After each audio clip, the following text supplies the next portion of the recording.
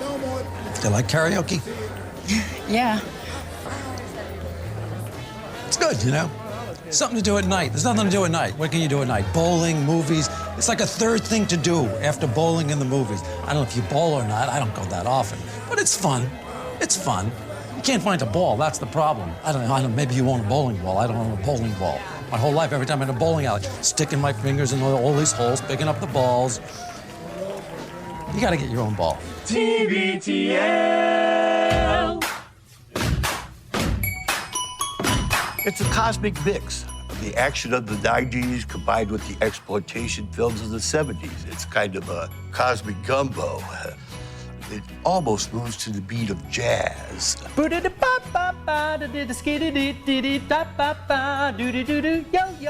Just remember, every time you look up at the moon, I too will be looking at a moon. Not the same moon, obviously, that's impossible. Don't you know your directions? It's real easy. West, right, backwards, yonder. You didn't even see east. That's because the Earth face east, dumbass. Let the filibustering begin.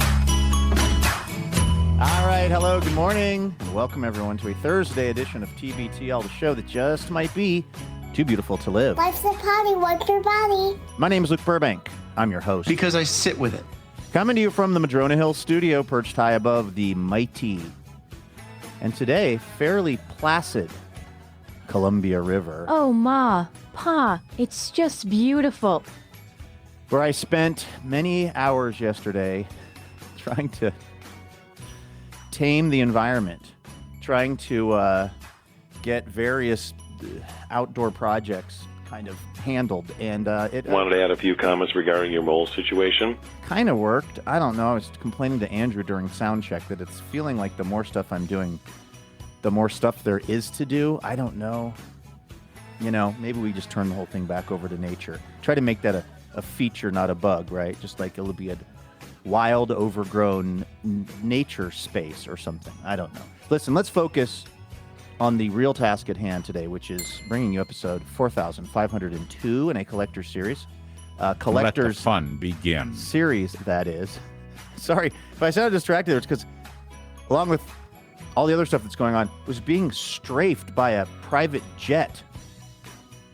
There are a lot of airplanes and helicopters and military helicopters that go up and down the Columbia River, the mighty Columbia. They use it as a kind of, I think, maybe a visual bit of guidance.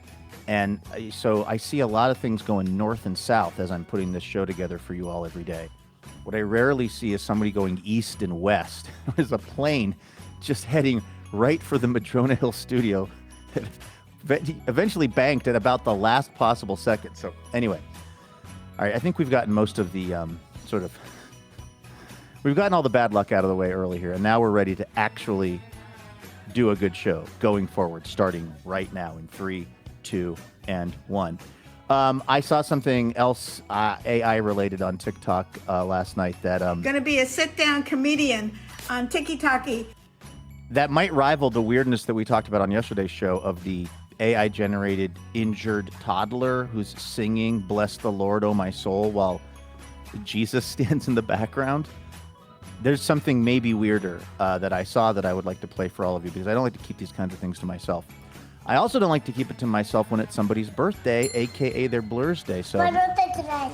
We'll celebrate those today, as we always do on Thursdays, and we'll celebrate this guy as we do, 5 days a week. He's the longest-running Cobra of the show, maybe best known for his depictions of the tall ships. Hello, how are you? He's Andrew Walsh, and he's joining me right now. Good morning, my friend. Good morning, Luke. Are we going to celebrate me today?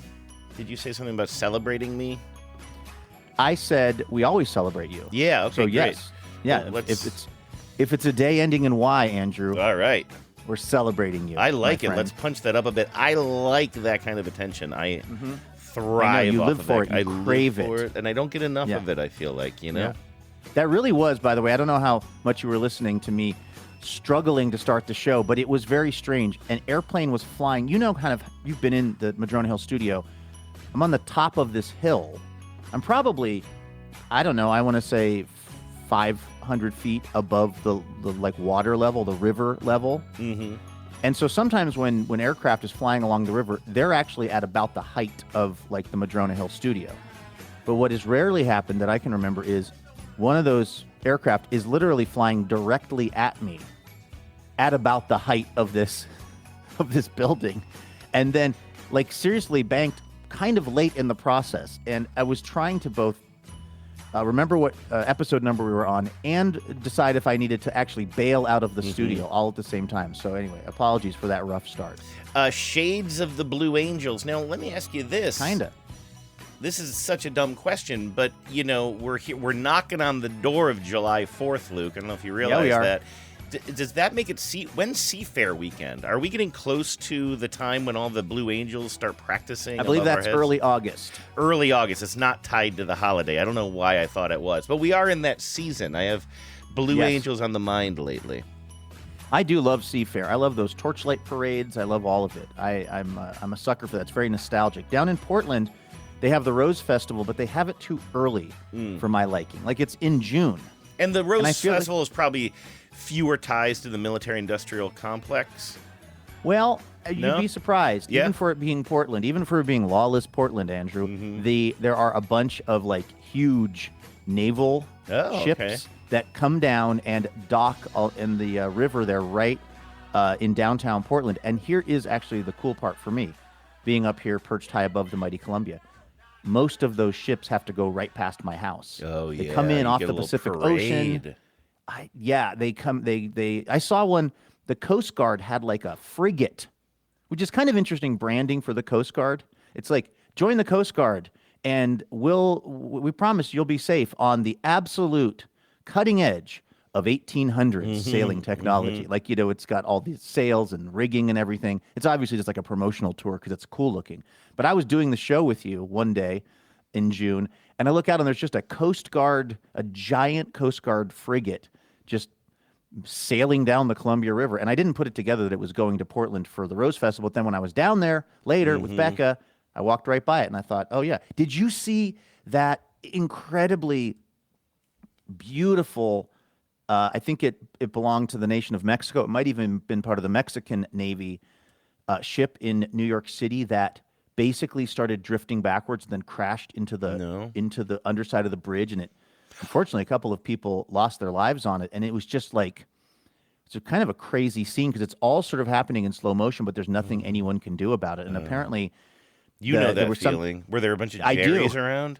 Yeah, well, I mean, that's the thing. Luckily, if people don't know this show, they probably think I'm talking like World War II slang for Germans. That's not what I meant. Do the listeners know that I served in World War II? I meant a bunch of men named Jerry, like all the guys who used to be at the marina that used to dock your boat in. Exactly. And of course, famously on the show where I once suffered a very humiliating series of marine disasters trying to get out of the marina, only to be towed back in minutes later.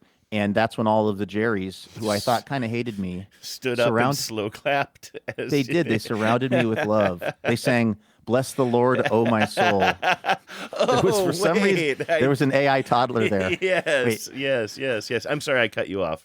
No, but anyway, just this. If you haven't seen it, then it's not worth. No, I did. Now that you say that, I did remember seeing that headline whiz past me at one point. This is a couple of weeks ago now, right? Even longer, maybe a month. Yeah. But the video is just like it's crazy because it's like this unbelievably beautiful ship. It's all lit up, and it's again, I don't know if it was on the Hudson or on the East River, but it's there in New York, and it's basically taking off. And there's all these people on the shore celebrating. And then it just gets out a little bit away from the dock, I guess, and then it just starts going the wrong direction, and it's too tall to get under under the bridge, and so it starts snapping the masts. And unfortunately, there were people who were part of the ship, like sailors, who were up in the top part of the rigging because this was supposed to be a big ceremonial, cool celebratory check out our cool ship thing.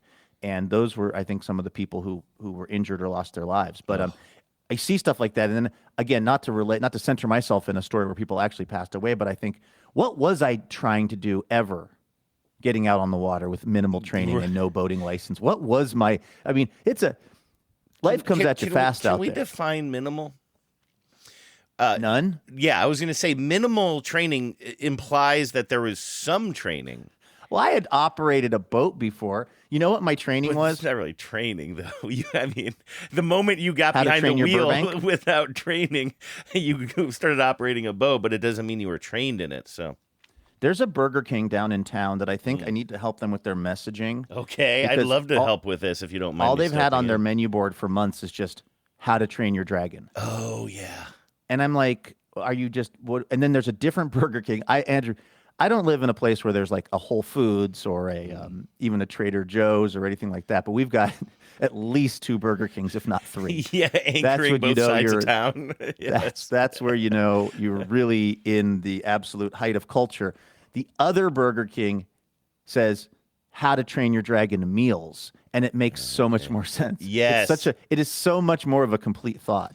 And I want to go to the other Burger King and go, slap meals on there. It's good. I think that they don't have those Meals. letters. Yeah, I literally think they're out of M's. the other Burger King is borrowing them. Unfortunately, Yeah, exactly. They have one set of letters between the two of them.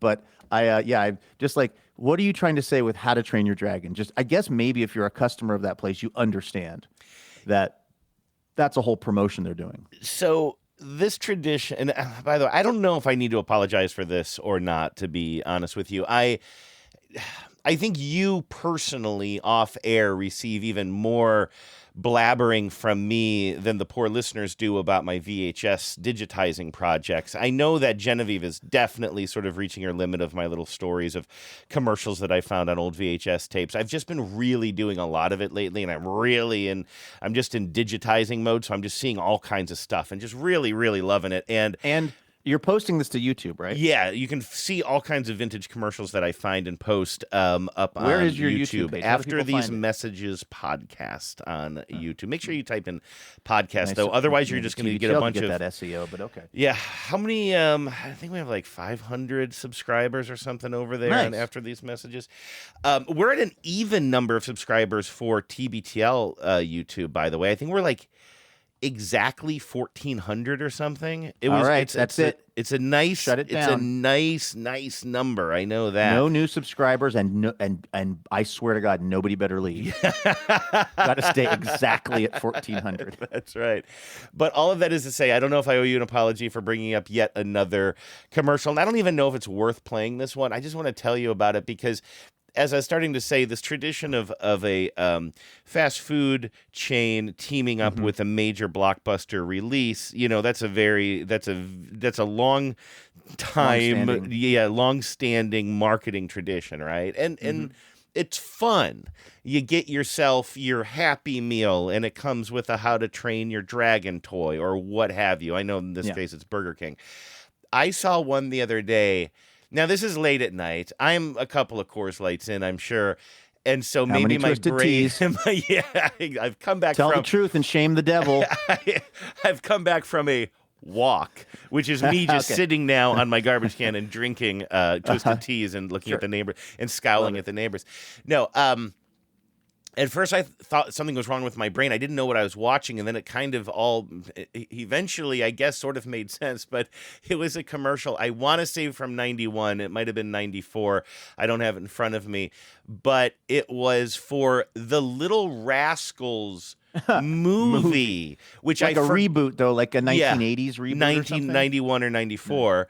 And I forgot that was a thing, which is weird anyway, because the Little Rascals, the original, it was like racist as hell, right? It's like one of those things that comes from an era where part of my brain, when I see it, I'm like, ooh. You think the buckwheat character might have been, I don't know, a little flattened out? Oh, I was talking about the alfalfa character. I just thought it was a bad Well, representation. alfalfa's white and just had a cowlick. I know, but it's a Buckwheat bad was the- representation of people with cowlicks, is what I was going to say. I Yes, just feel as like, a cowlick American, as a cowlick survivor myself. Right, Andrew. exactly. No, yeah. So first of all, I'm sitting there. I'm like, oh wait, and then I'm like, oh, they rebooted this in the '90s, and then I'm like, but why are they? What are these kids doing? It's not a clip from the movie, and then I realize what it is it's alfalfa and one of the other Our Gang kids or whatever, and they're eating fish and chips, and it's a Long John Silver's crossover. Whoa. And I'm like, yeah, I guess that makes sense. Like the Burger Kings gets the like How to Train Your Dragons, and maybe McDonald's gets Back to the Futures, and Long John Silver's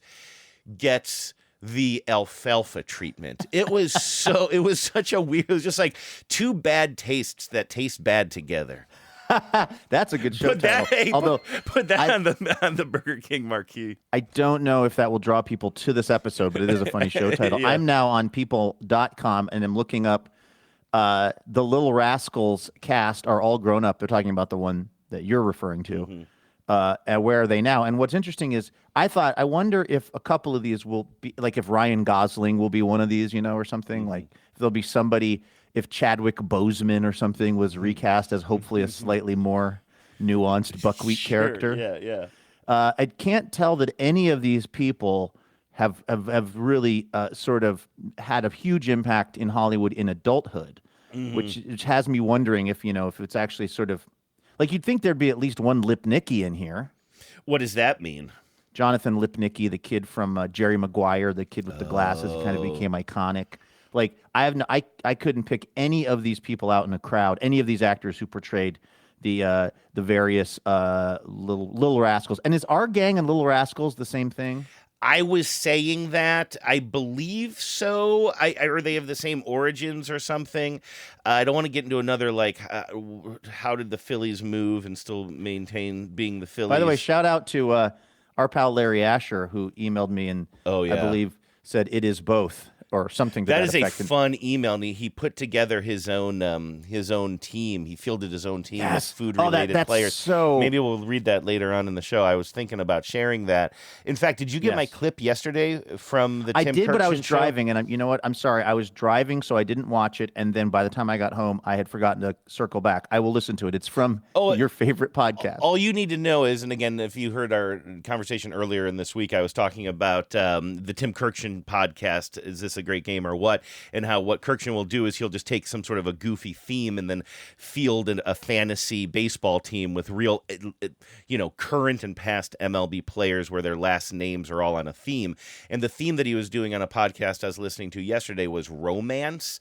Because I can't remember who his guest was, but it was a really good tie-in and it was sort of in honor of him.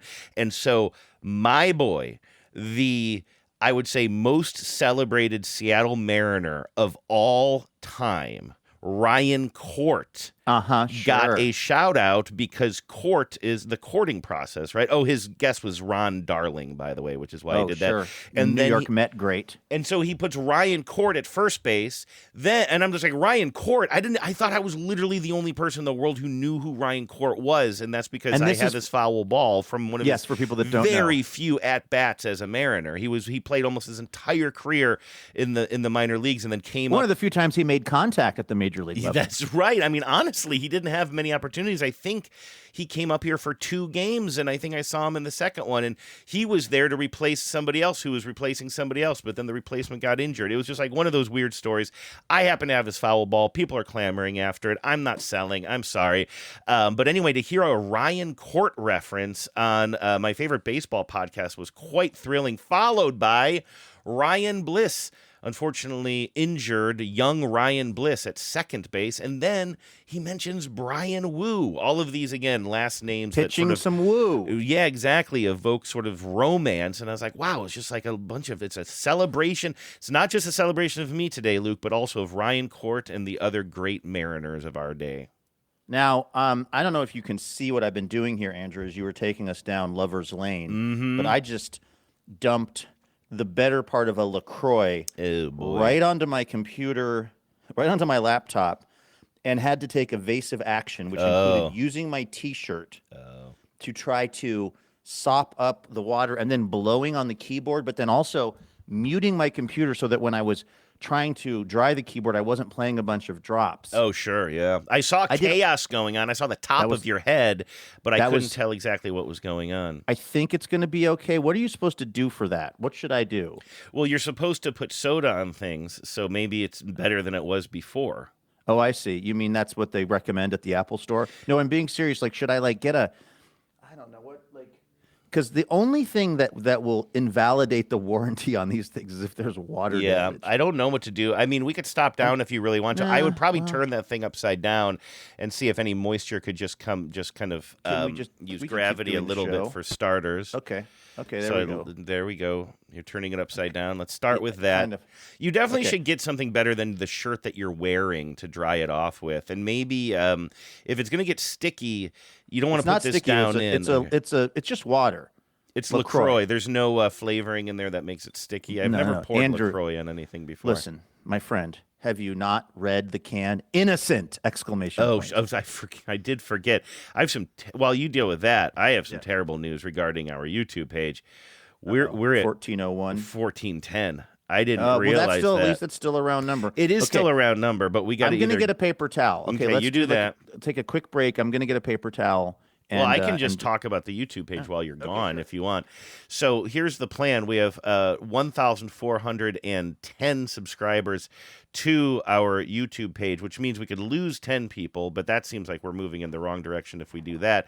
So what I would recommend is we get 990 more people to sign up. That's it. I was telling the listeners, we either go down by 10 or up by 990, Luke. What do you think? Or wait, maybe just 90. No, let's go with 990.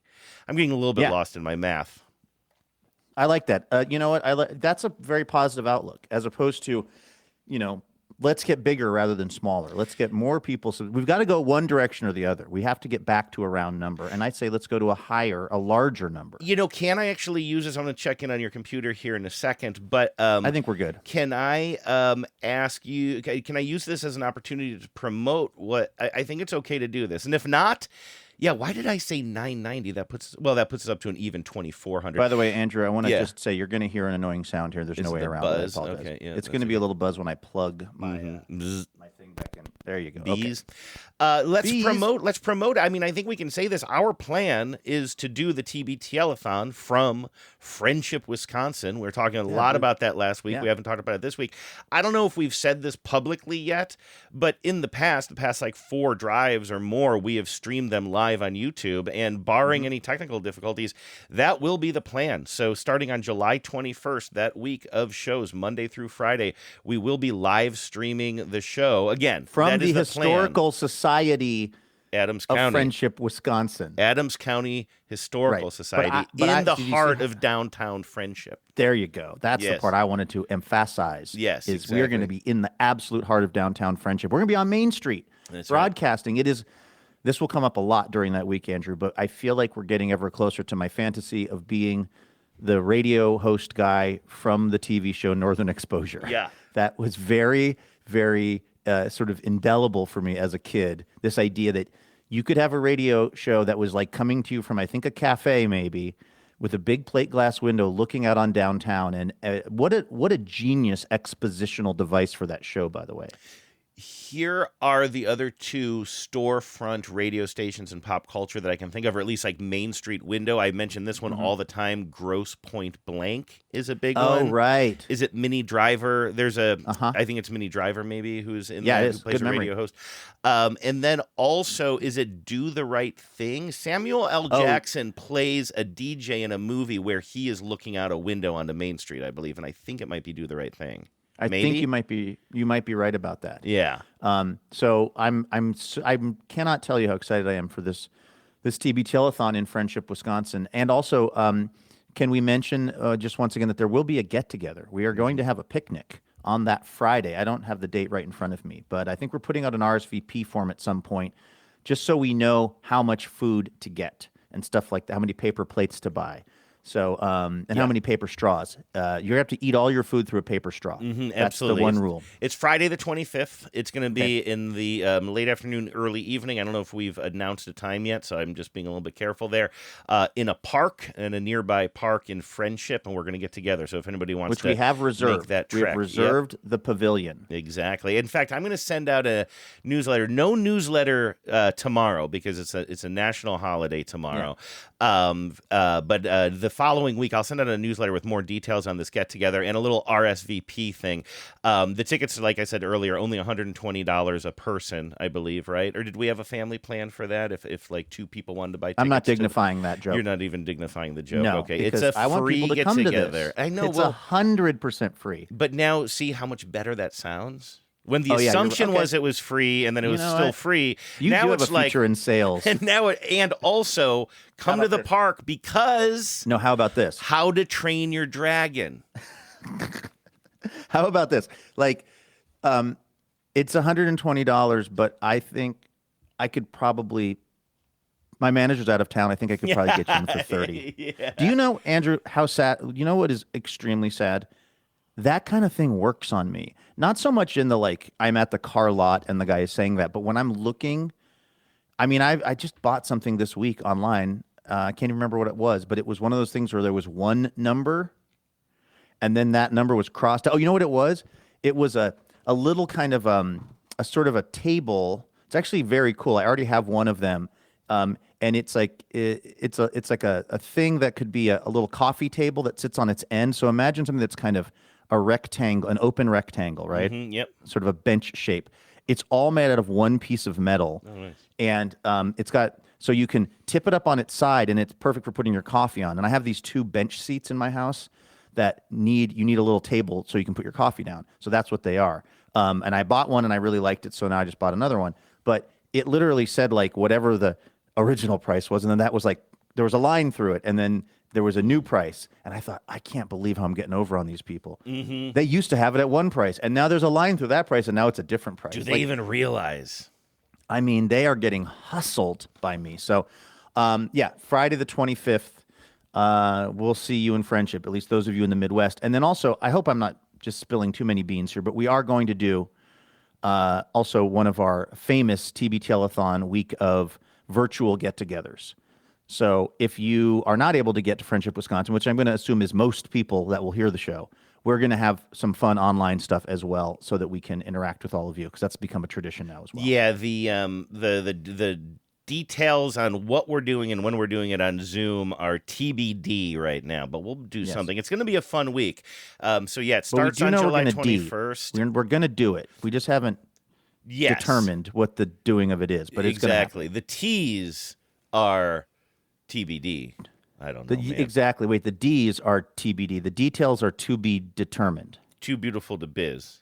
Exactly. We got there. Do you know that I literally kicked a hornet's nest yesterday, Andrew? And I didn't even realize until I was doing it that I was doing the exact thing you're not supposed to do. You mean online with your fire tweets?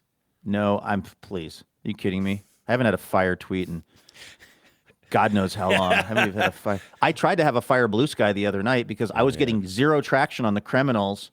And so I was like, fine. I think the only person I get traction with on the criminals, I have them blocked. So I never. Sometimes I'm like, am I the only person watching this game? And then I'm like, no, I bet you Durs is. Yeah.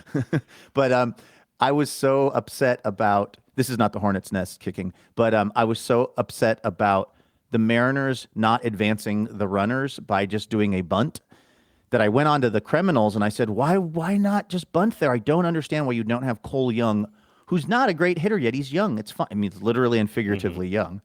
Just have the kid bunt. That would be so useful. We had runners at first and second, nobody out. We're down by 2 runs. Instead, he hits into a double play, and the inning's effectively over. So I got no traction on the criminals page. So then I pulled an Andrew, and I had to go over to Blueski, and then just write in all caps, why no bunt, Cole? And then hashtag Mariners. I don't even know. Do they use hashtags on Blueski? Mm-hmm, I think so, yes.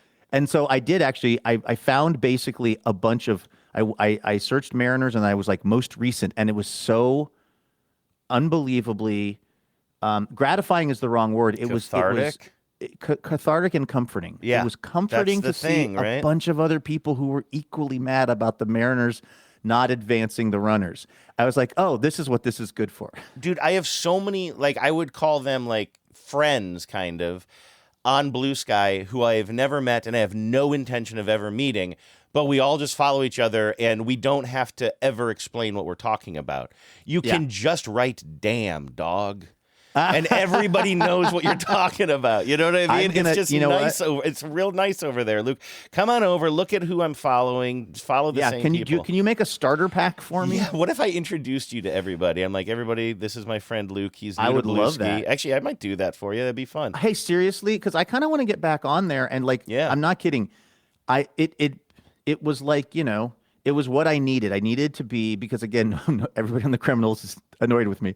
We're tired of my tired of my I think fire. I think that was just like you just never know where people are. I think It's just that timing. was Tuesday, and I think that's when Vives and I were recording and stuff. You Yeah, know, so I'm yeah. like just like watching the score bug, but not much beyond that. No, I don't take it personally at all. But it's funny because there just are those games where it's there's a lot of activity, and then those ones where you can just tell only one person is watching the game in real time, and then they're processing their feelings.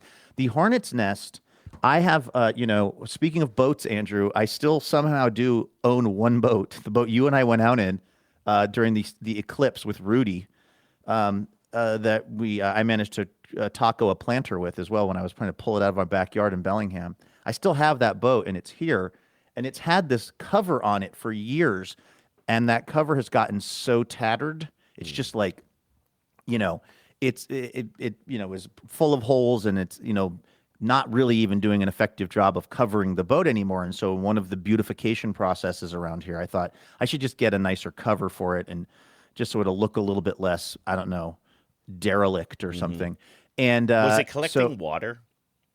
No, because it has so if rain were to get into it, what happens is there's a drain. So it kind of like makes its way out. It's set up to do that. But I mostly felt bad for my neighbors because I have these neighbors behind me who they're the ones I don't know. Like I wave at them occasionally, but I couldn't tell you their names or whatever. But from their house, they've been looking out on this tattered ass boat for years now. And so I got a new cover for it, and I went to take the old one off.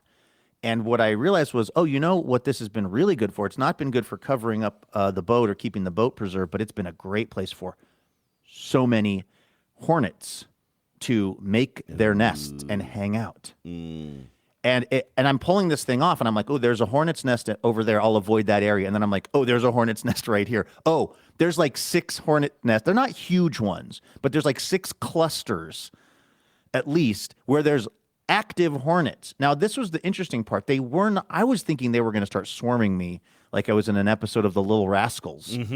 But they seemed, I don't know if they're in some sort of nest building mode, hibernation mode. They didn't seem, I was expecting them to be really active once I realized the gravity of the situation. But really what happened was, as I'm pulling this thing off, there was a big hornet's nest, a bigger one, and it had a bunch of hornets on it, and it was too close to me, and I thought, I want to get this away from me, and then I kicked it. And I thought, I'm doing the exact thing they tell you not to do. I am in the act of kicking a hornet's nest. Yet here you are, not swollen up, and I see. A little stings. bit. I've been doing. Swole, not swollen. Swole is different than swollen up. Yeah. No, none of them came after me. Mm-hmm. So the I lesson was really is surprised. kick hornets' nests, right? I guess what I'm trying to say today is give it a try. You might like it. Yeah. I think we've been lied to by big hornet nests. They don't want to get kicked. They've been trying to tell us don't kick them. I kicked one yesterday, and I'm fine. Yeah, how nature says do not touch, as Gary Larson right. would famously always goes put back it. to the far side. Absolutely. I'm also, I think, becoming a fix-it guy finally, kind of late in life. Because my lawnmower died yesterday, my riding one. I mean, it didn't die, but it started doing something really weird. So I spent the whole night watching YouTube videos about how to repair the drive belt on a riding lawnmower. Oh, yeah, okay. Which is, I feel like if you ever talk to somebody who's mechanically inclined, somebody that can fix cars and stuff, and they've just got that kind of mind, I feel like the story is always, oh, yeah, I rebuilt a lawnmower when I was 10. Uh-huh. I feel like lawnmower is the entry point for people who are mechanically inclined. I could see that. I could see you, it being somewhat like, I mean, yeah, because, well, I don't really want to get into what I was going to say because it's boring and it's been said a million times. I don't know if that's still true as things get more, as cars become more and more like computers. I wondered, have lawnmowers, especially, I mean, you have an electric lawnmower, battery powered lawnmower, but is a lot of the functionality still kind of the equivalent to what we would have been looking at with a gas powered riding lawnmower 25 years ago, do you think? No, I think the electric is different, but I think that the electric is still a very, very, very small fraction of the overall market. Yeah. And I think what a lawnmower is a very simple combustion engine. Yeah. And you know what I mean? Like it's got a spark, it's got fuel, and then it creates, it makes this blade spin. And so I feel like there's, as I've been working on this, so first thing that happened was I had to basically, I thought something was caught up in the blades, so I had to like tip the thing up, and then I had to get out my wrenches, and then I had to take the blades off. You keep it rolling. You keep it running during this time, right? You're supposed to keep it running. If it seems like the blades are sort of 100%. stuck, you keep it running. You tip it over on its you side. Definitely want start to. Yeah, you poking want to. it. I usually will put like a brick or something on the gas pedal. Good. So that it just tries to keep that bungee cord it down. Yes, that's usually what I do. Safety I first. override all of the safety protocols on it somehow. I did actually. It's funny you say that because I did turn it off. I did take the key out, but then as I'm like in there, like reaching around the blades, like so, you got these two big blades now that are exposed, and I'm reaching in there to like try to because I thought maybe there was some rope or string had gotten tied up in the mechanism. And I was like, I know there's no way this thing will spontaneously come to life, but if it does right now, my hands are done. I had both hands inside the blades. Yeah. And I was like, I kept looking at where the key was. I was like, I'm observing that the key is not in the lawnmower, but it's like when I used to swim in my grandmother's pool at her condo, and I would think, I know there is not a shark in this pool, but if there was, I'd be so dead. And then I would get out of the pool. It was almost made it impossible for me to work on the lawnmower because of this. But anyway, the irony is there was a shark in the lawnmower blades. That was the problem. That's what got you. No, Luke, I'm with you. And what is that, right? It's like I don't believe in anything supernatural except for my sports jinxes. Like if I leave one room and then the Mariners start doing well, I will stay out of the room where they were doing bad. And secondly, it is that if I stick my hand down a garbage disposal, like it will turn on and it won't. And as you've pointed out before, if it did, like I've always had this idea that also if your hand is down in a garbage disposal and it's turned on, you will die or you'll lose your arm up to the shoulder or whatever. At a minimum, it might pull your entire body through. Most likely that, but at a minimum. And then at one point you're kind of like, well, it would hurt, it would suck, but it wouldn't end your life, and it probably wouldn't even end your fingers. But that and also that idea of the blades, is it because of Stephen King? Is it because of that whatever that HBO show was that had like the little zombie guy that would introduce things? Like what is it, like what planted this idea in our head that machines, even if we know the key isn't in it, could spontaneously come to life and destroy us?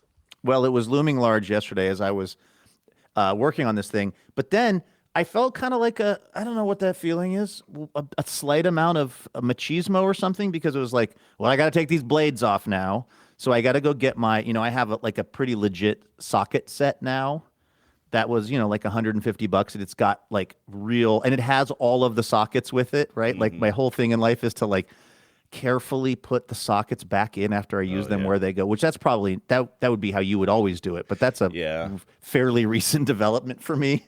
Like before we'd be like, throw them in a Folgers can and just perpetually dig through a old U-Bahn can of various sockets trying to find the right one. But now I have my nice socket set that I bought, so I get that out, I get the blades off, I get in there, I make sure there's nothing that's kind of entangled with them, I put them back on. But what it's doing, so the blades work, the blades turn, and that part of the thing, it works.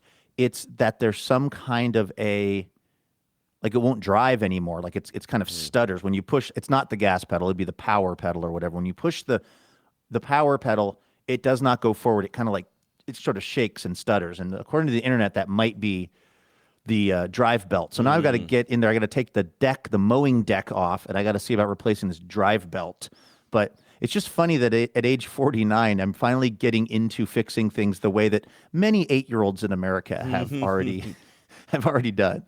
I am slightly distracted because I'm looking for one of my favorite moments in The Simpsons, and I don't know if I found it here or not. Do you know what I'm thinking of when I talk about lawnmower repair and fixing a stuck blade? I don't know if I do. I think this is maybe the right scene. I could be wrong. I'm going to play this. Let's see here. Homer's outside. He's mowing the lawn. It looks like he's about to roll over a roller skate.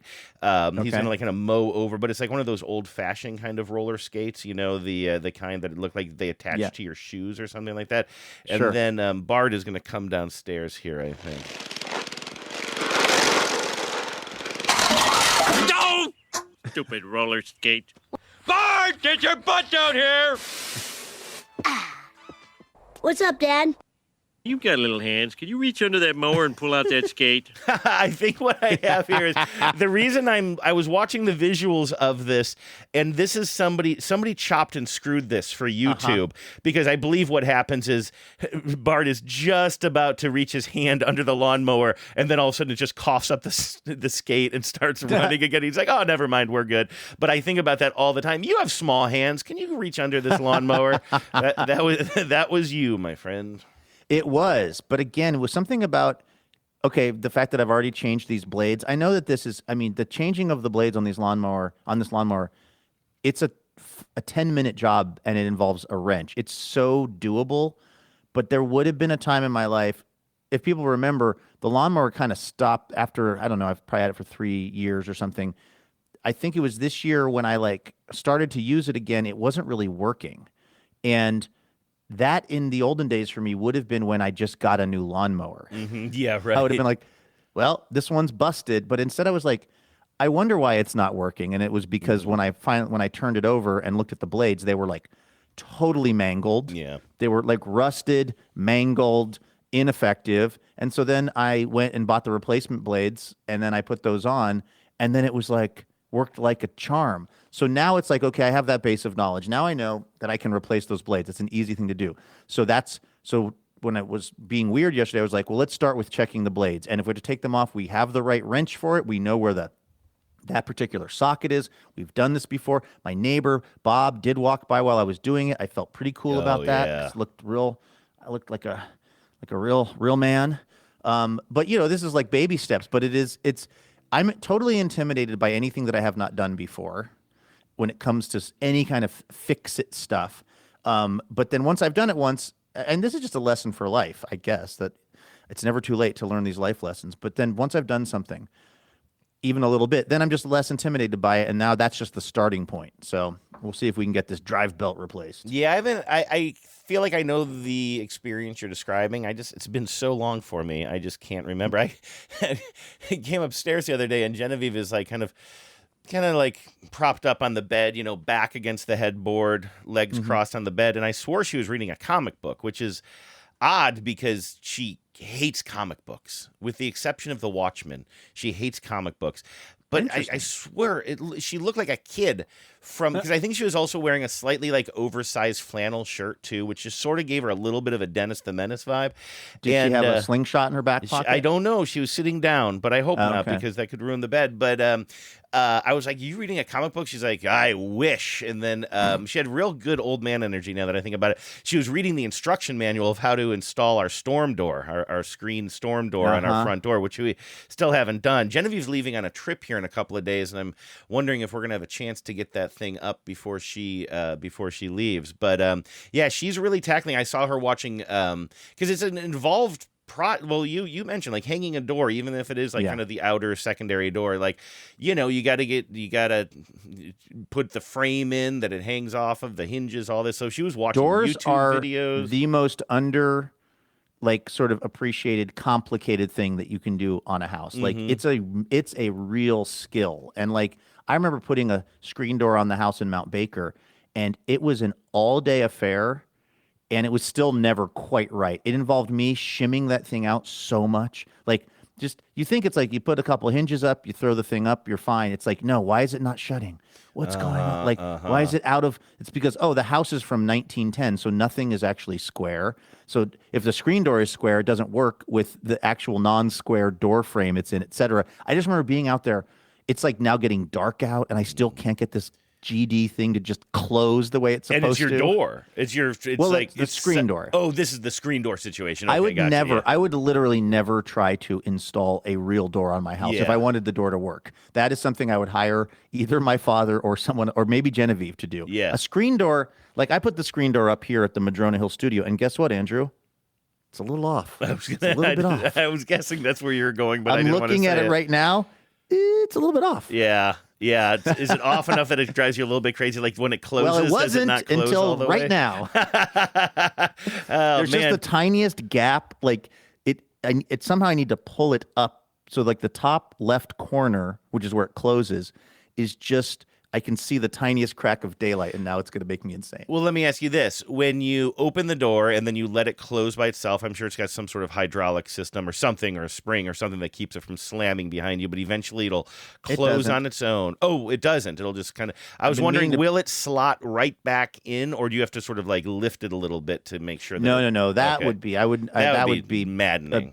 Yes. No, it does what it's supposed to do, which is I can have, like right now, I have the door open, so there's a little cross breeze, and bugs are not coming in. Yeah. So it's basically fine. But now that I'm thinking about it and looking at it, it is not. And that's like the one thing I did out here without Walt, which is pretty funny. Well, and also, I remember you telling the story, which I in your telling of it, even though you were saying that he was sort of like driving you a little bit mad, I associated more with your dad, but that was a door story, right? He was installing the door on your house, and you were getting a little frustrated that he was being so specific. I think it was the door here on the Madrona Hill studio. Oh, maybe. okay, yeah, because you were like, it's fine, but he just kept remeasuring and getting it like really perfect. I'm guessing that now that you've moved on from that phase of the project, that's probably like a year ago, you're probably pretty glad that he had all that attention to detail, or no?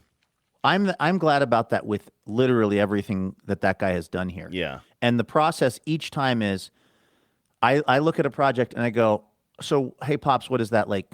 That's probably like a day, right? And he's like, oh, that's a week. That's definitely going to be a week of work. And I'm looking at it and I'm like, how could that be a week? It's one thing. It's this one little section of deck, or it's putting whatever, this window in somewhere. And then first of all, it usually doesn't end up being a week. It's usually like 3 days. He just his natural tendency is towards overestimating how wrong everything is going to go, and mine is towards underestimating how wrong everything is going to go. And then there's always a point in the process where he's incredibly frustrated and thinks, I don't know what we're going to do. I don't think this is even doable, whatever cockamamie thing I've come up with. And then there's always the part where he just figures it out somehow. And then when it's done and I'm admiring it and like living with it, I'm going, oh my God, I'm so glad that he, sweated the details of this, because there's anything that I did around here, you can tell that I did it in one day, like the screen door. You can see why, because when he put the real door in, he was like shimming it and mildly cussing and frustrated, and then and it wouldn't be perfect, and he'd shut it, and I'd be like, hey, that's shutting. He goes, no, it's still rubbing up here. I'm like, well, it's closing. It's it's not like it's the door you can't shut it or whatever. He'd be like, no, it's not right. And then he'd get mad, and then he'd be like looking at the garage and like, why is everything out of plumb? And that's just our journey together on all of this stuff. Is I come up with something, he says, I don't know if that's doable. He figures out how to do it, and then he smokes a cigar. And I watch All In with Chris Hayes. It's a whole thing we do up here. Although I tell you this, I think my parents are low-key moving in. Yeah, no, it sounds like it. I mean, we're all witnessing this. No, I mean, okay, so my dad's coming back on Friday, which is tomorrow. My dad's coming back tomorrow afternoon because there's still a few more things that I'm trying to do before this big siblings weekend. One thing is I'm trying to run a mini split up to the upstairs of the house, because right now the upstairs, which is almost just kind of like a little poorly converted attic space, it doesn't have any kind of heat or cooling really, other than opening the windows. There's no climate control up there. And I want to put a mini split so that at the very least, the little hallway area and the stairs and where you're going, if you're going to go to the bathroom, the temperature could be a little bit regulated. What I'm worried about is the siblings weekend is going to be 100 degrees and everyone's just going to be miserable who has to sleep in the little upstairs area. So that's something my dad's coming out to help me with. He's coming out tomorrow. And I just asked casually, oh, is mom coming? And he's like, oh yeah, she's coming for the whole week. Now, I love my mom being here. And also, I love her being here with my dad so that when I have to go off and travel, I feel he's not just here by himself feeling lonely. Like, they're just hanging out. But it's like, it is becoming the case increasingly that they are kind of, I think they're kind of in the process of moving in. And also, I mean, your mom is waiting for your demise, right? I mean, we clocked that earlier, and like maybe a month ago, you said that she was saying, maybe Luke's just gone forever, and we have the house now. She thought that I killed myself and left the house to my dad, which was such a such a crazy place to go, considering I had slept in until 10 a.m. Yeah, especially because obviously you would leave the house to me. I mean, for starters, and they're for welcome real, that to visit. I think the most offensive part of it was that she thought I was going to leave it to my dad as opposed to my daughter, or I don't know, the Cowlitz County Land Trust. No, I love my what's that? Bubbles. Bubs. But that was just so weird on so many levels. But one of them was that she assumed that I would have left the house to them effectively. But yeah, no, they're moving in. It's happening, and I'm kind of okay with it. It's fun when they're around.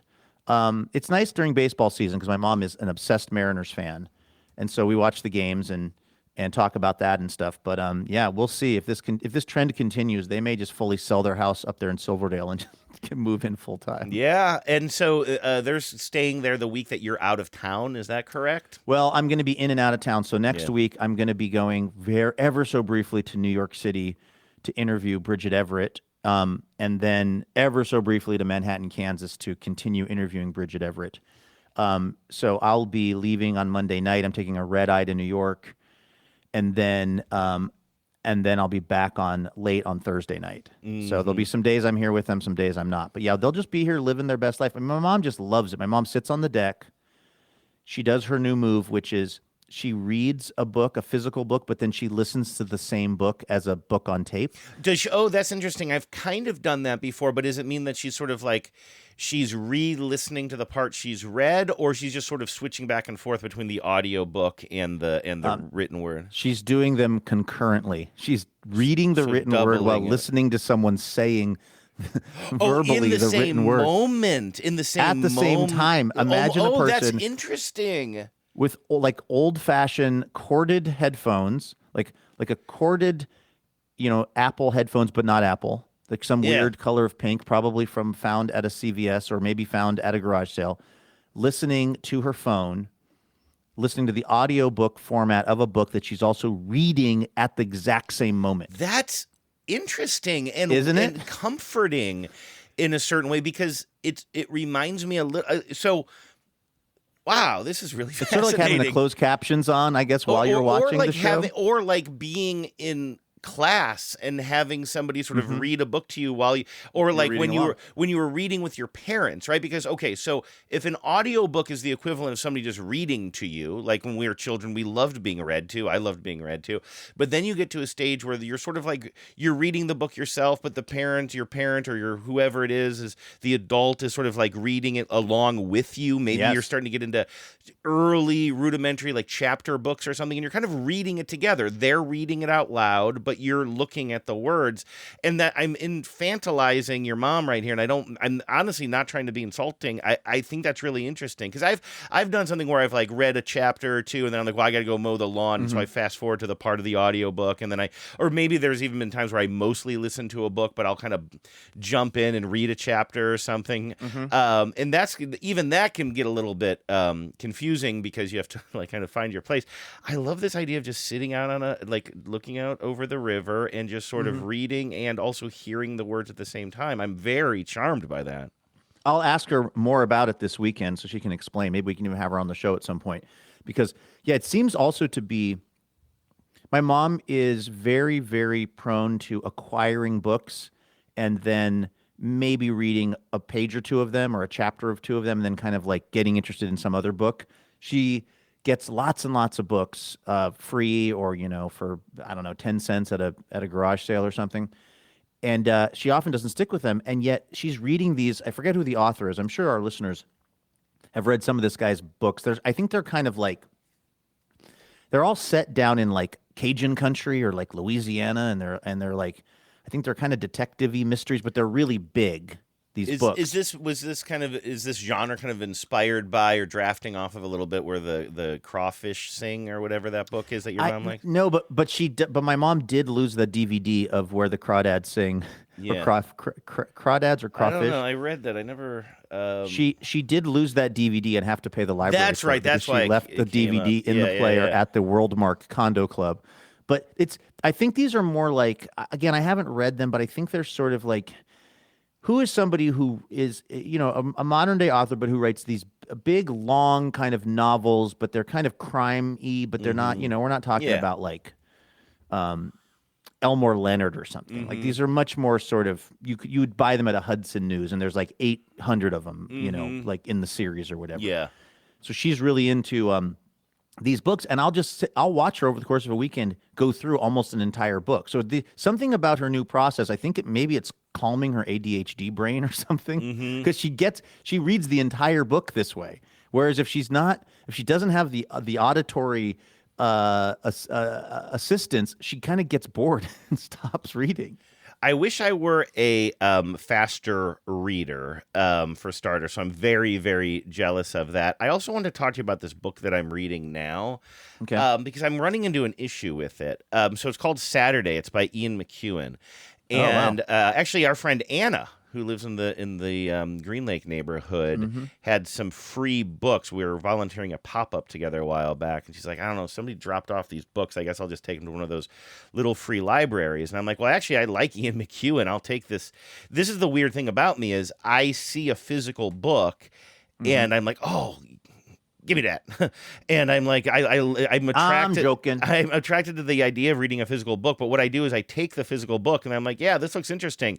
And then I buy it and I download it onto my phone because like most of my reading is like at night. I don't want to have the table light on and like I just read on my phone all the time, even though I still prefer the idea of reading an actual physical book. All of that is to say, so I bring home the book Saturday by Ian McEwan. I've only read one other book by him. I've talked about it a lot on the show. It's called Atonement, and it's just devastatingly sad and so well written and so gripping. It's so gripping, but also a big part of it is like watching a slow motion car crash that you know is coming and you just want to grab the steering wheel and steer the book in a different direction. It's just so good. And when writers can do that to you as the reader, it's amazing. But now I'm reading my second Ian McEwan book and it's called Saturday and it's moving very, very slowly. I think it all takes place on one Saturday. And so it's very like introspective. Like honestly, the first I don't know, like 50 pages of the book all happen in probably 5 minutes as this guy is just looking out his bedroom window, but we're learning about him and he's a surgeon and there's some interesting parts in it. But as the book goes on, and I'm probably about quarter of the way through now, maybe, I don't mind a slow paced book. And again, the man can write, but the thing is, I don't like the character. I don't like the main person who all of the story is about Henry and filtered through. Perone, a middle-aged successful surgeon. I am starting to not like him. This is a weird thing. This is a very, very specific thing. I talked to Vives about it because you'll be unsurprised to hear that she's further along in the book than me. I don't think there's ever been a time when Vives and I have been kind of reading the same book for the first time at the same time. Yeah, usually she devours books and then she recommends them to me, so I'm always reading them after her. But she's ahead of me, but like there's this thing where this guy kind of wakes up kind of in the early morning and can't get back to sleep for reasons that you can read the book to find out. And then he goes, look at me withholding. And then he goes downstairs and like his son is like a blue, but by the way, this all takes place in like, I think in London proper, I believe. And Fitzroy, is it neighborhood? The neighborhood. I'm just looking at the Wikipedia. Yeah, it would be amazing if you're just like you're going to finish the book by the time I'm done complaining about one scene and in it. And done. I wouldn't be surprised. I'm such a slow reader, but his like son is just getting back from some gig, and he's like a blues guitarist, and I believe all these characters are white for whatever that's worth, but his son is like, and this takes place like kind of right after 9/11. So it's like probably 2001 or 2002 or something like that. And so there's, conversation about the world being on edge or whatever, but he comes downstairs and his son is just getting back from some blues gig.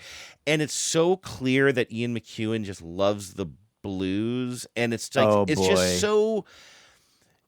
Sing them white girl blues, Jackie Drunk Jump. Yes, they're just and this character that I don't know how much the author puts or sees himself in this character, but like this character is of this middle-aged accomplished surgeon is so obsessed with his like young man son who's like this really good blues player and like he's obsessed with him, and it just makes me feel that like Ian McEwan and maybe I even get this way a little bit when I talk about jazz with you, because I don't really know shit about jazz, but I get excited when I get a new record or something, and maybe that's irritating, and it's very middle-aged manny of me too. But there's something about like Ian McEwan like writing about these little things that he knows about the blues that sort of seems like he just learned them and is excited about them, and this obsession. I'm kind of like, and then eventually the scene ends, the son goes to bed, and I'm just kind of like, I don't think I like this guy. I don't think I like this book. There are just certain books, and I don't know how to explain it. I think what happened is as a younger reader, like when I was in my 20s, I loved books from the perspective of middle-aged white men who are having some sort of a midlife crisis that they talk about slowly. Like that was my genre when I was in my 20s, as embarrassing as that is. And now I almost have an allergic reaction to any whiff of that sort of. And so anyway, I want to see how it plays out. I mean, it's a self-fulfilling prophecy. You got to just see how it plays out. I want to finish this because he's such a good writer, but and also I get obsessed. Like I'm really bad. Once I start a book, I want to finish it. I don't want to put it down for some reason because I feel like it's a bit of a failure. The Count of Monte Cristo. Right, exactly. Episode. And this one will not take, don't worry, it won't be another 2 years from now, and I'll still be telling you what's going on Saturday. But anyway, yeah, so I guess the end rant, but I'm sort of like in about a quarter way into this book, and I'm kind of like, I love the writing, but I don't think I like the guy, and I don't know how long I can stick with this book, knowing that it's all going to be in his head just on one day, getting into the very like kind of the very detailed aspects of his particular life. Do you think it's because at this point you kind of find particularly white, like middle-aged guys cringe? I can't tell if you're joking or not, but I feel like totally serious. I feel like that particular writer, that particular I just want to keep that specifically to writing, because I do think it's like you write what you know. I think a lot of these writers are like, I just think that I did grow up reading nothing but like white middle-aged men who are facing some sort of like there's a whole genre of like white middle-aged male professors who are like, oh, their marriage is falling apart, or there's a somebody in their class who catches their eye or whatever. It's just like this, just like so. The books are all written by guys who are in fact white middle-aged professors. Exactly. And again, like I used to gobble that up because maybe when I was a younger man, I thought it was a very mature thing, or I was very curious about it. But now I just think I read too much of it. I don't want to I don't want to dismiss it all. If you've come up reading a more kind of like diverse style of writing and books than I did, maybe reading one or two of these here and there is still entertaining. I just think that it's like tequila. When people say I got sick on tequila in my 20s and I can't drink it anymore. I think maybe that's what I'm talking about here. The blues thing does really kind of it says it all. Yeah, I'm glad that made sense to you. That 100%. Okay, because yeah. like there's a certain kind of like, listen, I remember when I was in high school and there was a show on KPLU, All Blues with Juliet Zentelis, and I think it might have been on both Friday and Saturday night. And when I discovered this at age, like 16, I thought I had personally discovered blues music at the Delta, the previously undiscovered form of music called the blues. And not only had I discovered it, I had discovered the new version of myself. I had discovered a new Luke, who loved the blues so much, and I would listen to All Blues every Friday and Saturday night, and there was just something about it that was so compelling to me, and I loved it, and I took a blues guitar class at North Seattle, then called North Seattle Community College. I was so into it. And by the way, if you are listening to this and you love that kind of music, that's awesome. If I hear that kind of music on the radio, I'm not turning it off or anything, but there is, I think, particularly for like white guys, a certain kind of thinking that they've really found something authentic, but that they're maybe like they're uniquely interested in this style of music, or they're uniquely this style of music that was created by people that probably didn't look or sound like them under very, very trying circumstances, that somehow they understand it best. That just seems like a type of guy. I mean, the only thing would be maybe equally bad would be if his son was really into reggae. Yes. Like, then you would just know that Ian McEwan really loves reggae and wants to write about it. Right. I don't know. I'm with you. The blues thing is, I'm particularly sensitive to that kind of a thing because it just feels a little cringe to me. I wanted to make a joke. I was going to call you like Blind Lemon Burbank or whatever. And I'm like, I feel like I always go with Blind Lemon. And so I'm like, there must be an online What's Your Blues. How about Luke Belly? Oh, Luke Belly. Yes. I found a What's Your Blues name name generator. So you use the first initial. Okay, use your first initial to find your first name. So they've assigned some sort of a descriptor word to every letter of the alphabet. So your first name is Luke, and so L is paired up with the word pretty. Okay, it's not. It doesn't start with an L. So pretty. Your middle initial to find your middle name. C is harp. Good memory. They've Christian, right? Okay. So your pretty harp, and then your last initial to find your last name. B is McGee. So you're pretty Harp McGee. Pretty Harp McGee. Let's see. What's here. yours? Let's see. A is Andrew, and that I actually like this. You're gonna get defensive, but I like it. It's fat. And then L is liver. Oh no! Wait a minute. Walsh is Andrew. You're reading the Journal of the American Medical Association. Oh wait, no. I have my chart open.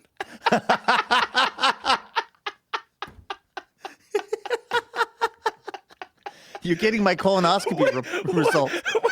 Wait, this is my liver results. No, so apparently I'm Fat Liver Bailey, which I kind of like. I wish the Bailey were a little bit different. I would take a Davis. Oh my God, Pretty Harp McGee and Fat Liver Bailey reporting for duty. That is whoever came up with that website. Yes. I mean, that's a genius work. There's a right way to rock and a wrong way to roll. You can just listen to your soul. Just remember that life is number one. You can be having so much fun.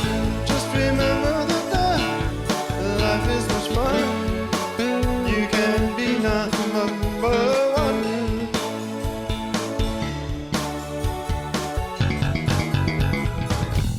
All right, Lucals, let's do some Blur's Days. Absolutely. If anybody would like to wish anybody a happy birthday, happy Blur's Day, you can email me, andrew@tbtl.net. Put Blur's Day in the subject line.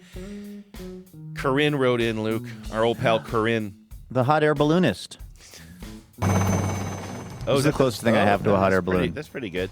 It's like if you were in a helicopter watching someone who was in a hot air balloon. Is that the sound of your lawnmower blades spinning away? Hold on, let me go start it up again. Yeah, I think that is. Okay, good. All right, Corinne says happy 60th to Kevin from Corinne, Aww. Lydia, and the whole Hee-Haw gang, including the 6 little Quigleys. By the way, I haven't pre-read most of these, so if they're going to be complicated, you're going to have to forgive me for stumbling all over the place. So far, we're doing great, though. I want to give myself a put-up. This is a celebration of Andrew today. Nobody forget that. Absolutely. But also a celebration of Kevin. You're a deep thinker, gifted musician, dedicated educator, engaged citizen, sharp-witted comedian, compassionate human being, and lucky for us, our beloved paterfamilias. Once the festivities die down, we hope you can relax with a good book. Possibly Saturday by Ian McEwan. Saturday. Kevin's a musician, possibly a blues musician. We don't know. Oh, no, please. God, tell me it's not reggae. Taylor says, happy Blur's Day to Kristen. Oh, these are our KC 10s, our Royals fans out there. Happy Blur's Day to Kristen.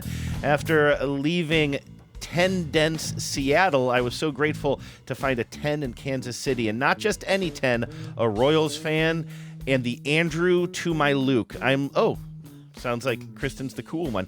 I'm looking forward to celebrating tonight. Here's to you and to Salvi's Dumps Like a Truck. Wow. Salvi? Salvador Perez, the sure, the catcher. yeah, the guy that had 3 ribbies on Tuesday night. Yes, much to my chagrin. I know. I don't want to tell you this. He's on my fantasy team. He's kind of like I know. And so somehow I forgot you were still doing that. Yeah, so even though we talked about it extensively. Yeah, he had a good game, which was very frustrating for me as a true Mariners fan, not some weirdo who gets some kind of yayas off on Salvador Perez doing well because of a pretend team. Salvador Perez, actually, though, is I was actually texting with Taylor about this yesterday. A very, very rootable guy. Did you hear the story about how I think this was happening maybe in the off season or maybe spring training? Although my timing could be off on that. But he was like driving down the street and he saw kids in Kansas City playing baseball in their front yard, and so he pulled over and got out and started playing with them. I just remember I'm probably messing up that story, and probably Chris Ten and Taylor know it better, but I swear there's like shaky cell phone footage of him like playing baseball in the front yard with these kids in this home of Royals fans. I mean, he's very likable guy. Do you know that he has the major league record for the most home runs ever by a catcher, and that is what Cal Raleigh is coming for this season? Oh, he's still. Oh, that's right, because we're only halfway Salvador through the Perez has, I think it's like 43 or 43? something. Yeah, that would make sense. So if Cal can keep at this pace, he might get that record. Yeah, and by the way, not that we have to get into this, but I saw a shot of Salvi from kind of behind yesterday, and I was like, there are some similarities there. Dumps like a truck. There's room in this town for more than one dumper. Yes. At least for one more game. Michael says, I'd like to wish my daughter Puddle a happy Blur's Day. Oh, hey, it's we know Puddle. these folks. Hard to believe that... Can't believe you were talking so much about dumpers right before this, Luke. That seems a little bit inappropriate, honestly. I'd like to wish my daughter Puddle a happy Blur's Day. Hard to believe that you're going to be 8. You're fun, athletic, hilarious, and always think of others. I'm looking forward to spending the night with you in our tent in the backyard and watching any movie on the projector that mentions... Get ready for it. I'm ready. Chicken Jockey. I need your help with something, Luke, because I always need your help with this, and I need to remember this. How do you say the name of the town in Utah that is spelled Tooele? This keeps coming up. Tuel? I was the person who knew this before? I thought, because I feel like this keeps How do you coming spell it up. again? Tooele. E-L-E. It's in Utah. Boy. And these are, listeners who write in quite a bit, and so it comes up from time to time. You're looking Well, it up. here we go. I've got this here. Let's do it. Tooele. Tooele! Sure. That rings Tooele. a bell. Tooele. So it says, to Vernon from Tooele, our dearest father, happy belated Blur's Day. Thanks for spending your special day with us, even if it was a bit reluctantly. Wow. This next year, you'll bike more miles than ever before and enjoy a trip to Crater Lake. Wink, wink, nudge, nudge. We love you. Allie, Cassie, and Maddie. Cute. Very. Tooele. Tooele. Wait, is Tooele? Is that a Maddie? That's Maddie. Yeah, this is Is our... this that family that Yes, was this is wearing our- I believe our so. sweatshirts out and about? I think I'm gonna so, yeah. see that family at Wait, Don't Tell Me in Salt Lake City at the end of July. That makes total sense. That's Tooele. also in Utah. Yeah. Also, Vernon, Tooele, and Salt Lake City. All Utah cities. Mm-hmm. Or towns or providences. Did I say providences? Mm-hmm. Well, Providence is also a town. It is, but I meant to say province. Did you hear Rick Riz? And I'm not dunking on him. It was in a fast, like bang bang play, but he referred to Pasquantino as Pasquino. At one point, he's like, and I can't remember exactly what was going on with the play, but he just said Pasquino, and I was like, that's kind of fun too. There used to be a guy named Dan Pasquale who was a baseball player. Oh, yeah? I think he might have been a twin or something. Yeah. You know, that Pasquarino guy, isn't there talk that we might try to acquire him at the trade deadline? Oh my God, oh my God, don't say that on Chris Ten's birthday. I had not heard that rumor. That would be incredibly exciting.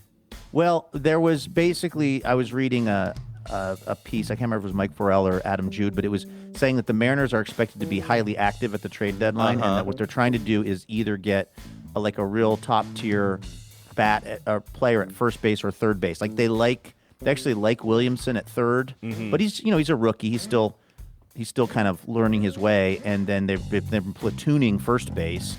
So that guy's name came up, I think, as if it were the case that Kansas City decided that they were sort of selling at the deadline, because that guy's a first baseman, right? Yeah, that would be. I had not heard that. I could be misremembering. I could be confusing him with someone else. Well, that's not a name that you confuse with like a lot of other names. It is. But do you know about the Pasquatch? Thanks to listener Taylor, who we were talking about before, I'm pretty deep into Royals culture these days, and I try to check out the games when they're not. Basically, if I need baseball and the Mariners aren't playing, I check to see if the Royals are, and they have this Sasquatch that roams up and down the top of like the jumbotron or the scoreboard or something like that. And what I love about it is whenever you get a shot of it, the shot of it is always from really, really far away, right? And so it really does have like a Sasquatchy vibe. But I mean, to steal the Pasquatch away from the Royals, I think would leave a lot of heartbroken KC people. You know what? I could be. Well, yeah. Here's Kansas City's Vinny Pasquantino and Cleveland's Carlos Santana are two other names worth monitoring at first base. This is from Adam Jude's piece in the Seattle Times recently. Wow! And so the Guardians would also. I just don't. But is that Carlos Santana isn't our Carlos Santana, is it? Oh, Carlos Santana? Is that? That's the. Isn't he like 45 years old? And a former Mariner. And a former Mariner for one season or two, maybe. We brought him back when he was 40. We got him off of the scrap heap. He's 39 years old. He came and he actually hit some home runs for us. He kind of was like a late season addition. And I remember because when he would do something good, Durs would put or somebody would put a meme of the other Carlos Santana into right, of course, into the text chain. Yeah. But it's just like funny because like that was seasons ago, and then all of a sudden it's like you have Adam Jude writing that like Carlos Santana is someone the Mariners are keeping their eye on at first base. I'm like, what? I guess his role was also that very, very veteran presence, which people like kind of argue Donovan Solano is for us now, and who was the red-bearded former Red Sox player who played first base for us the second half of last season. Turner. Like I think they're always just looking for that sort of like veteran presence. Andrew, I'll give you this. I'll give you this on Carlos Santana, and then we can keep blursing. I apologize to everyone who's having their Blurs Day ruined by deep baseball talk. But let me throw some numbers at you. Carlos Santana's hitting .240. He's got 10 home runs, 38 ribbies. You know who that stat line is almost indistinguishable from? Randy? Your boy, Julio Rodriguez. Oh, Julio. Okay. Julio's hitting under 250, has, I believe, 11 home runs, and I think should be maybe designated for assignment. Well, you don't do that yet because he does tend. I mean, he's frustrating, but he does tend to heat up later in the season. So you got to see where. I guess I would love it if they would trade him, honestly, and then he'll go be good somewhere else. He's more valuable as a trade piece than. Well, I don't know if anybody. He's owed so much money. I don't think, based on his current stats, I don't think anybody would take over his contract. And he's a sweet dude. Yeah. But did you see that thing he did the other day where he climbed the fence for no reason and then the ball just whacked into the other part of the fence? No, that was definitely the Tuesday game because I missed most of that, and I heard people. And you, I think, it was insanity. I've never seen such a thing. He's running out there. He does that kind of performative fence climb that happens when it's like a long home run, and then about 6 feet to his left, the ball just thwacks off like 5 feet up the fence. Like it was a totally catchable ball. He was just like he was kind of hot dogging, right? He was hot dogging. Yeah. He was hot dogging, and like we lost by 2.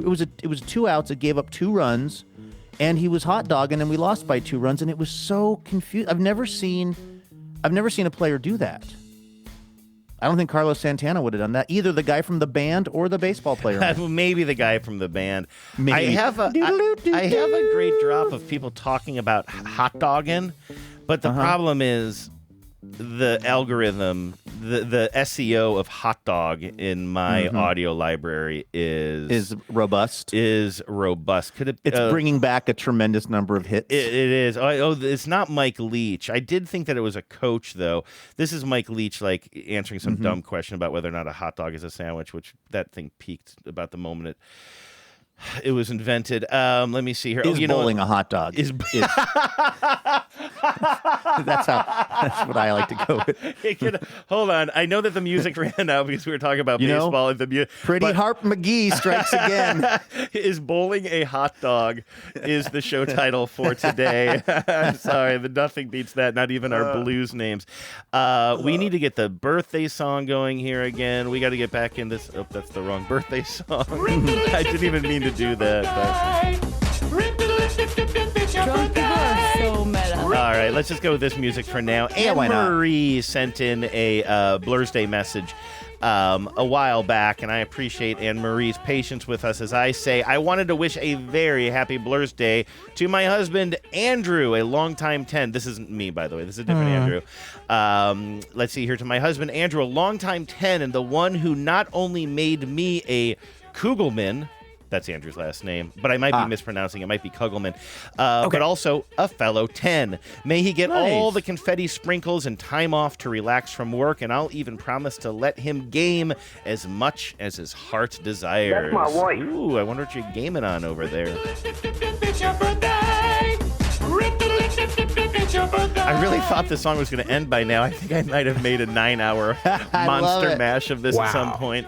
Biagio, the Duluthi 10. Biagio, by the way, is the lone 10 that I know of who actually has made a pilgrimage to the TBTL billboard and took a selfie of himself. That's who that is? Yes. Okay. I don't know if I've interacted with Biagio or not, but so are we to understand that Biagio came all the way down from Duluth to get that picture? I believe so. There was a note, a PS in this Blur's Day message that I don't have in front of me right now, saying that he was able to triangulate it from all the details we gave, but also by going on the Lamar website and like kind of seeing what like the public record showed or something.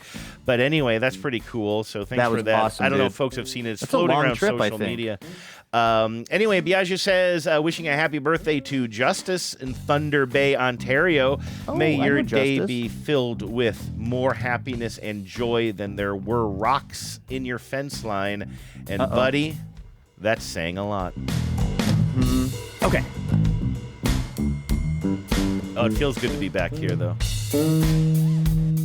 It got weird there for a while. A lot of baseball talk, then that really frenetic birthday song. Huh.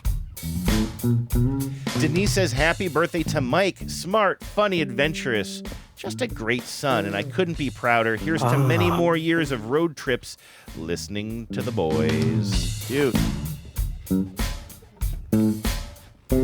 Erica says, I'd like to wish my 5 Harmony a happy 10th Blur's Day. I can't believe you are in double digits. What's the potty? What's your body? You are the most amazing artist, and I love how you are so kind to others, and I'm so proud of you, and I can't wait to see all you accomplish as you grow up. But not too fast, please.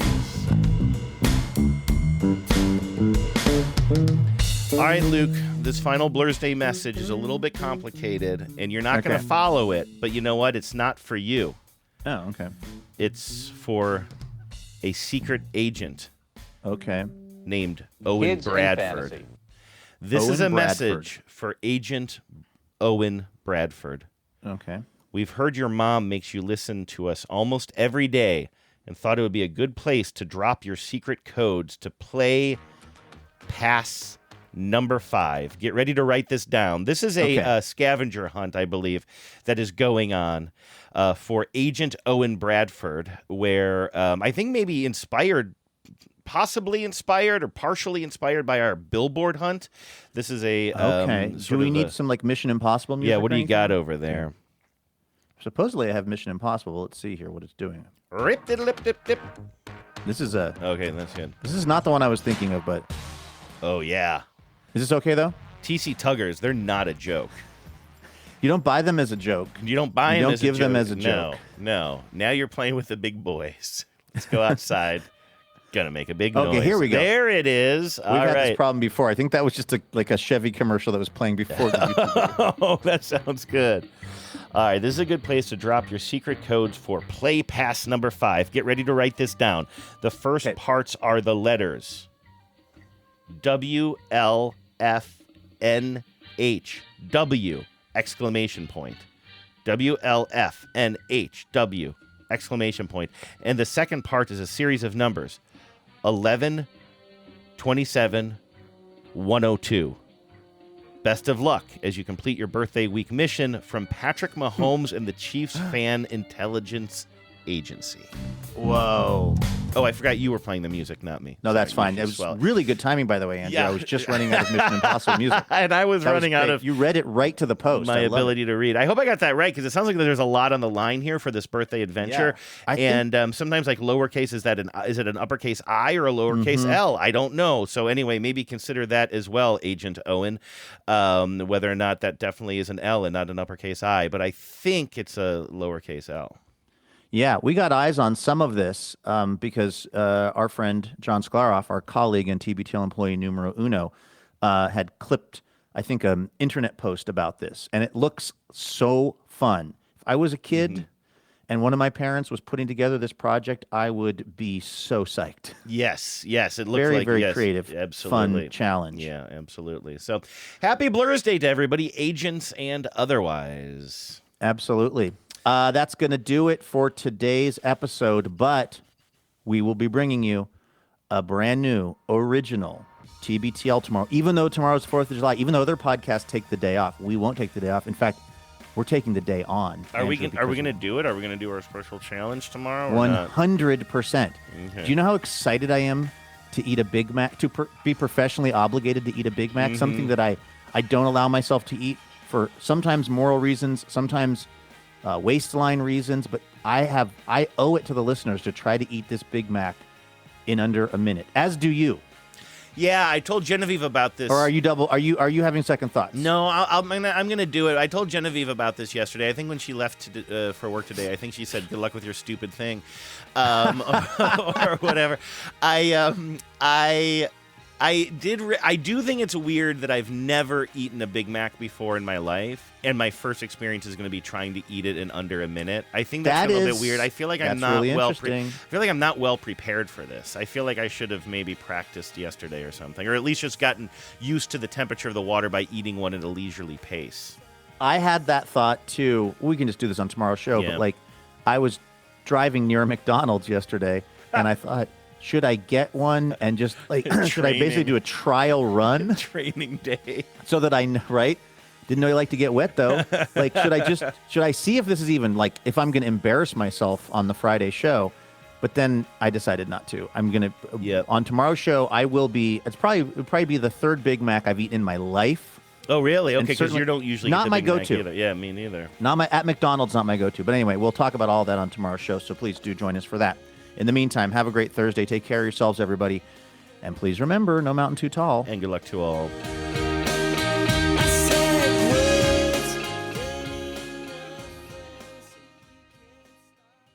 Well, there's that fine line between, showing emotion and being a hot dog. Power out.